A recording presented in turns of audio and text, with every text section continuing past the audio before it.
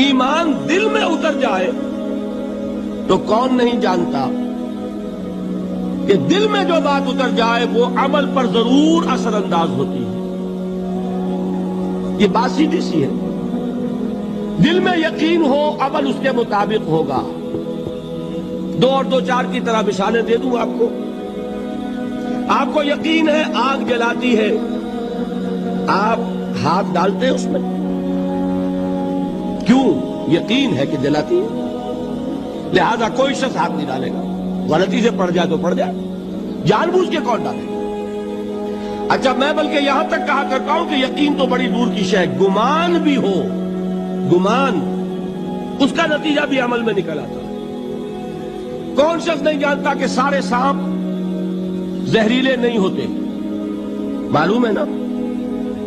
لیکن جو سانپ ہے پتہ نہیں کب وقت یہ زہریلا ہو, ہے کہ نہیں؟ یقین نہیں ہے کہ یہ زہریلا ہے. ہو سکتا ہے کہ زہریلا ہو, صرف زن ہے نا, آپ قریب پھٹکتے ہیں اس کے. معلوم ہوا کہ یقین تو بڑی شے ہے. وہ تو میں نے اقبال کے آپ کو شعر سنایا بارہا, یقین پیدا کرے ناداں یقین سے ہاتھ آتی ہے, وہ درویشی کے جس کے سامنے جھکتی ہے فغفوری. یہ اولیاء اللہ کون تھے؟ صاحب یقین ہی تو تھے, اور کون تھے؟ جن کے سامنے بادشاہ جھکتے تھے. شیخ عبد القدوس گنگوہی رحمت اللہ علیہ کس زمانے میں تھے؟ یہ ابراہیم لودھی اور اکبر کا زمانہ, بابر کا زمانہ, جب جنگ ہوئی ان کے مابین. ابراہیم لودھی چل کر آیا ہے کہ بابر آ گیا ہے, میں جا رہا ہوں مقابلے کے لیے, پانی پت کی پہلی جنگ ہونے والی ہے, میرے لیے دعا کر دیجیے. فرماتے ہیں ذرا ہٹ جاؤ, ہماری دھوپ چھوڑ دو. دعا نہیں کی, اور وہ شکست اس نے کھائی, مارا گیا. ان سے بھی پہلے کی بات ہے, نظام الدین اولیاء رحمت اللہ علیہ 7 بادشاہوں کا زمانہ دیکھا ہے. کسی بادشاہ سے ملنے کا تو خیر سوال ہی نہیں, اس کے پاس جانے کا سوال نہیں, کسی کو اجازت نہیں دی حاضر ہونے کی. ایک بادشاہ نے کہا کہ آپ کیسے روک سکتے ہیں, میں آ جاؤں گا. تو جواب یہ لکھوایا ہے کہ درویش نے اپنے گھر کے 2 دروازے رکھے ہوئے ہیں, بادشاہ ایک دروازے سے داخل ہوگا, درویش دوسرے سے نکل جائے گا. بادشاہ چاہتا ہے اذن باریابی. اور سلطان الہند پھر کون ہوا؟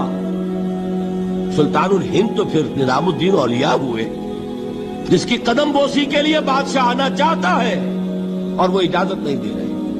اس لیے ان کا نام ہے سلطان الہند, حضرت نظام الدین اولیاء رحمت اللہ علیہ. تو یہ جان لیجئے.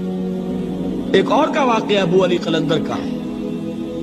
نواب ٹونک نے جاگیر کے لیے ایک وثیقہ بھیج دیا, ہم نے آپ کی خانقاہ کے لیے اتنے گاؤں کی جاگیر لکھ دی.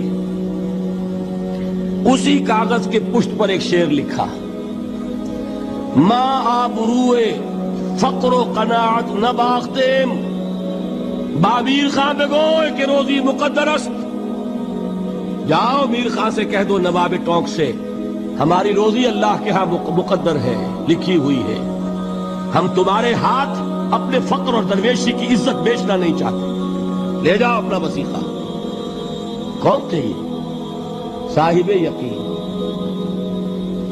یقین پیدا کرے ناداں یقین سے ہاتھ آتی ہے, وہ درویشی کہ جس کے سامنے جھکتی ہے فغفوری. شہنشاہ ہند اذن باریابی چاہے اجازت نہ ملے, وہ یقین کی بات ہے. آپ سوچئے یقین پیدا ہو جائے تو کیا ہوگا. اس کی ایک شکل تو میں کل آپ کو دکھا چکا.